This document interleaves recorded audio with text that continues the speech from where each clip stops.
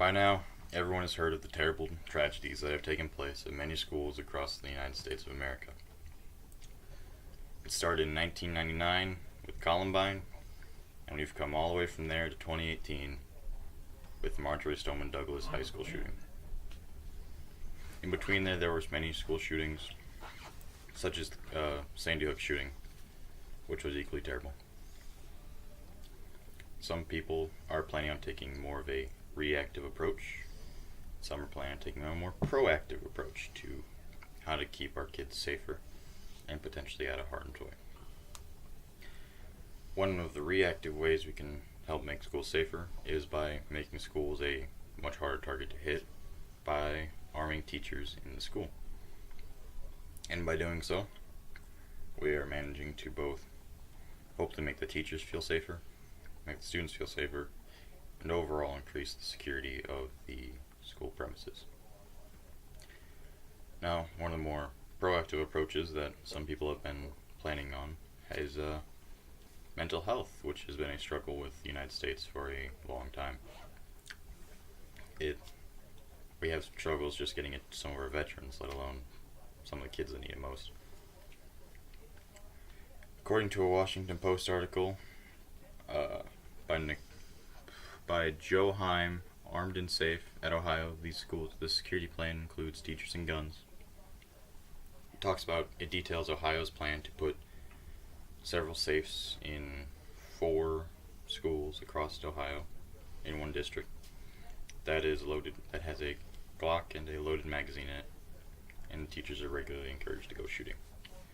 And is it in case that should a shooter enter the premises, a teacher can open the safe, which only they know the code to and none of the students.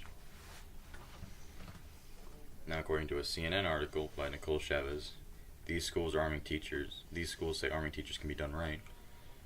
It talks about Texas's method for having teachers carry guns, which is if they have a concealed carry permit, supply their own firearm, they are allowed to carry on the premises of the school. Many of the teachers say they feel safer, and there have been no complaints arising by the community. Then there's South Dakota's method, which is a school sentinel program, in which teachers are volunteer for positions as school sentinel, and then they're regularly encouraged to go firing at a firing range, which the school sets a deal up with to get lower cost ammunition. The school provides the firearm and covers the cost of ammo for the teachers to go shooting.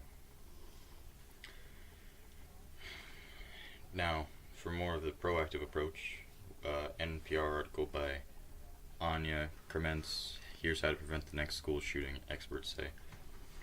They talk about some of the methods that are already in place, such as a FBI era style of preventing mass shootings, which is used for terrorism detection. They basically go through and they scavenge all the information they can off of people, and they try to see if they're a potential threat to themselves or others. And if they do, they deem them that.